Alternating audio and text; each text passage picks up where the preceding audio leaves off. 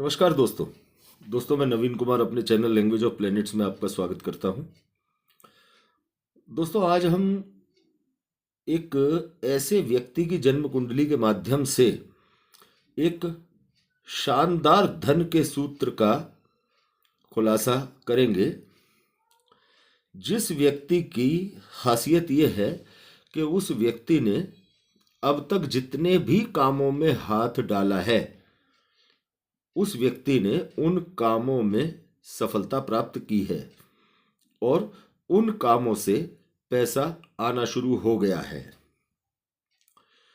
तो दोस्तों ये है कि ऐसा क्या है कि इंसान के अंदर पैदाइशी गुण होता है धन को आकर्षित करने का।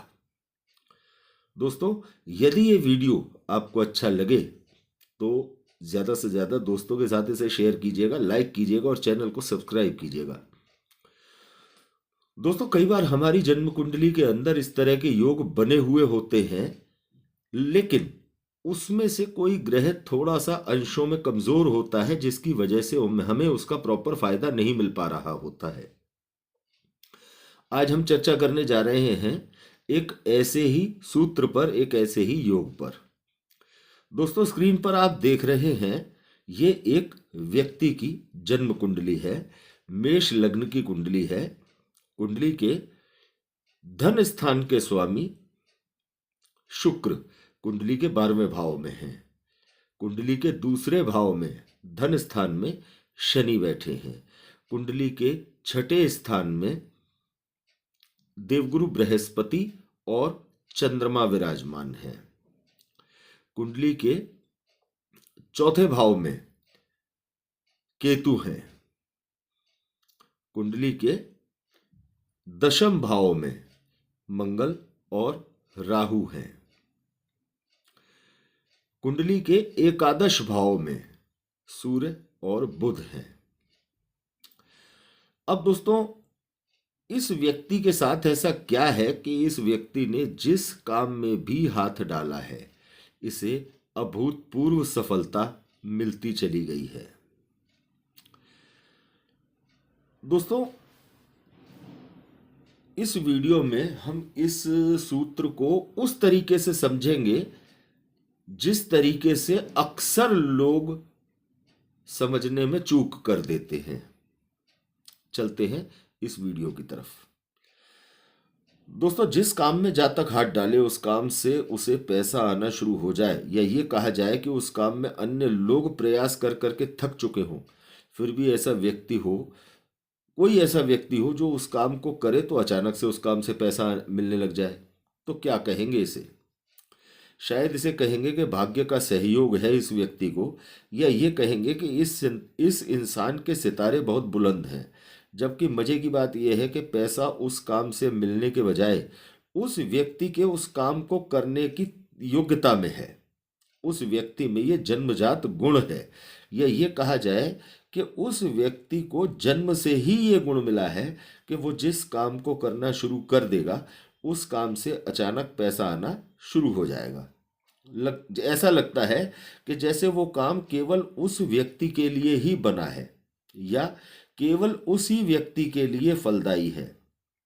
सीधा सा मतलब है कि धन की देवी ये कहती है कि बेटा तुम कुछ भी करो पैसा तो आएगा ही, अर्थात आगे बढ़कर कुछ करो जरूर। आज समझते हैं कि ऐसा क्या होता है कि जातक की कुंडली में धन उसके हर काम में दौड़ कर आ जाता है, उसका कर्म भाव भी धन भाव के अधीन हो जाता है। समझते हैं दोस्तों इस सूत्र को। जन्म कुंडली के दूसरे भाव के स्वामी जब भी अपने भाव से पंचम नवम स्थान पर हों, इस स्थिति में यदि गुरु की दृष्टि धन स्थान के स्वामी पर पड़ जाए तो ध्यान रखें कि गुरु धन और ज्ञान का कारक है। तो ऐसे जातक को उसके अंदर मौजूद अपनी योग्यता के माध्यम से धन सुलभ होने लगता है, क्योंकि ऐसे जातक को यह समझ में आसानी से आता है कि इस काम से अच्छा पैसा कैसे मिलेगा। अब इस बात को उदाहरण से समझ लीजिए। आप स्क्रीन पर देख रहे हैं मेष लग्न है और दूसरे भाव के स्वामी शुक्र हैं और लग्न के स्वामी मंगल। अब ऐसे में देवगुरु यदि शुक्र पर दृष्टि डालते हैं, जबकि शुक्र कुंडली के दशम भाव में मकर राशि में हो, या कुंडली के 12वें भाव में, जैसा आप स्क्रीन पर देख रहे हैं, मीन राशि में। अब इस जातक की कुंडली में शुक्र मीन राशि में बैठे हैं, अर्थात इसका सीधा सा मतलब है कि देवगुरु बृहस्पति जो कुंडली के भाग्य के स्वामी होकर कुंडली के 6ठे स्थान में बैठे हैं, देवगुरु की दृष्टि कुंडली में शुक्र पर पड़ रही है। अब नवम भाव के स्वामी कन्या राशि में 6ठे भाव में बैठे हैं, तो इस स्थिति में शुक्र के ऊपर और धन स्थान दोनों के ऊपर देवगुरु बृहस्पति की दृष्टि है। तो गुरु इस स्थिति में देवगुरु शुक्र से और धन स्थान से केंद्र त्रिकोण में है, तो ये जातक के पास ऐसा गुण है जो उसे जन्म से ही पैसा कमाने का हुनर देता है, अर्थात ये गुण उसके पास जन्म से आया है।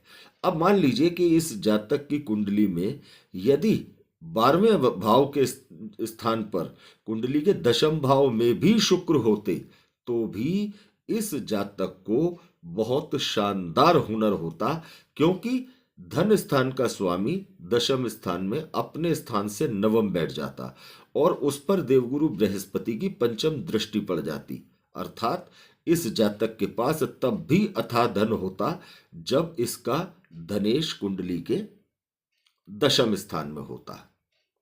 अब यदि इस योग में लग्नेश मंगल की स्थिति अच्छी ना हो, तो जातक के पास जन्म से धन को आकर्षित करने का गुण तो होगा, लेकिन लग्नेश की असमर्थता के चलते उसे उस गुण का एहसास नहीं होगा, उसे यही नहीं पता होगा कि उसे करना क्या है।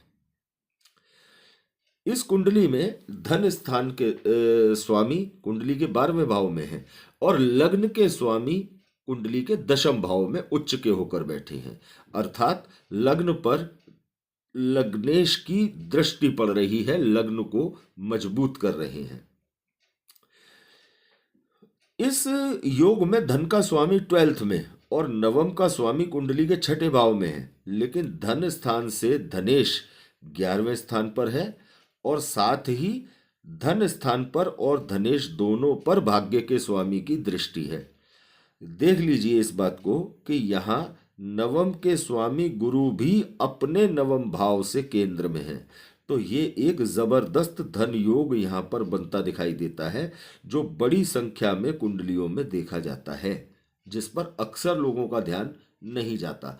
अक्सर केवल इस बात को सोचकर हम लोग शांत हो जाते हैं कि गुरु भाग्य का स्वामी होकर कुंडली के 6ठे भाव में बैठा है, 6ठा भाव अच्छा नहीं होता। लेकिन आपको ये पता होना चाहिए कि अगर आप कुंडली के दशम भाव का कैलकुलेशन कर रहे हैं, तो दशम भाव कुंडली के धन स्थान से नवम है और कुंडली का 6ठा भाव धन स्थान से पंचम है। अब यदि इस योग में अन्य कारक ग्रह जो कि सूर्य जो कि पंचमेश है का भी शुभ संबंध हो जाए और लग्नेश मंगल की स्थिति भी कुंडली में धनेश और नवमेश के अनुकूल हो जाए, तो ये एक बड़े धन योग में परिवर्तित होता दिखाई देता है। अब आप देख रहे हैं कि बृहस्पति की कुंडली मंगल क्षमा कीजिएगा दोस्तों, बृहस्पति की दृष्टि कुंडली में लग्नेश मंगल पर भी है, अर्थात लग्न के स्वामी पर भी धन के कारक देवगुरु बृहस्पति का, ज्ञान के कारक देवगुरु बृहस्पति का प्रभाव है, अर्थात भाग्य के स्वामी, धन के कारक, ज्ञान के कारक पूर्ण पंचम दृष्टि से मंगल को देख रहे हैं।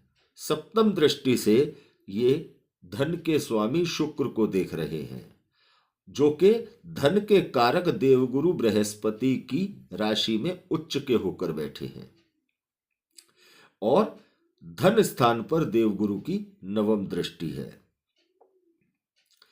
केवल यही योग इस कुंडली में ये साबित करने को बहुत है कि इस जातक के पास जन्म से ही पैसा कमाने का एक अच्छा गुण है। ये जातक जिस काम में हाथ डालता है उस काम में सफलता अपने आप इस जातक को मिलनी शुरू हो जाती है। आज छोटी उम्र में इस जातक के पास अपने 4 मकान हैं, इसके 3 कारोबार हैं और तीनों कारोबार इसके शानदार इसको रिजल्ट दे रहे हैं। शानदार इसका जीवन है। देवगुरु बृहस्पति भाग्य के स्वामी हैं, धर्म के स्वामी हैं।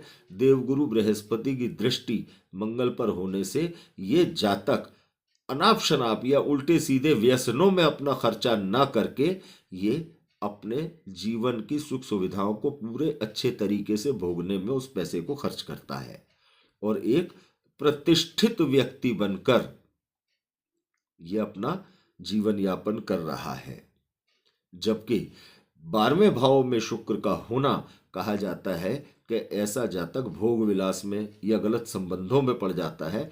यहाँ देवगुरु बृहस्पति की दृष्टि स्पष्ट तौर से धनेश को एक लिमिटेशंस में बांधती है।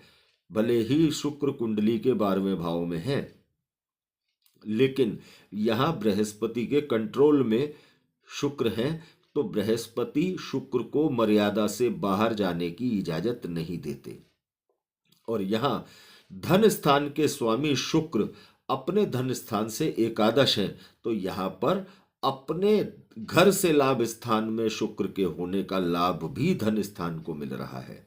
और धन स्थान में शनि एक अपने आप में शानदार मित्र के घर में शनि की स्थिति को दिखाता है।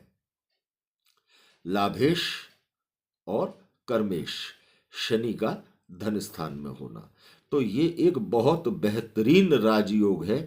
अक्सर इस तरह के राजयोग जातकों की कुंडली में बने हुए होते हैं, लेकिन उन पर ध्यान नहीं जाता या वो फलित नहीं हो रहे होते। उसके पीछे कारण सिर्फ इतना होता है कि इनमें से चाहे वो धनेश हो, चाहे वो भाग्य के स्वामी हो, चाहे वो देवगुरु बृहस्पति हो, चाहे वो लग्नेश हो, कोई भी हो, उनमें से कोई भी ग्रह कमजोर स्थिति में होता है। अगर ऐसा है तो आपको तुरंत उस ग्रह से संबंधित उपाय करके अपने धन स्थान को सुचारू करने की कोशिश करनी चाहिए। दोस्तों, ईश्वर की अनुकंपा हो और धन योग आपकी कुंडली में फलित हो, यही हमारी भगवान भोलेनाथ से प्रार्थना है। यदि ये योग आपको अच्छा लगा हो तो इसे शेयर कीजिएगा, लाइक कीजिएगा और चैनल को सब्सक्राइब कीजिएगा। धन्यवाद दोस्तों।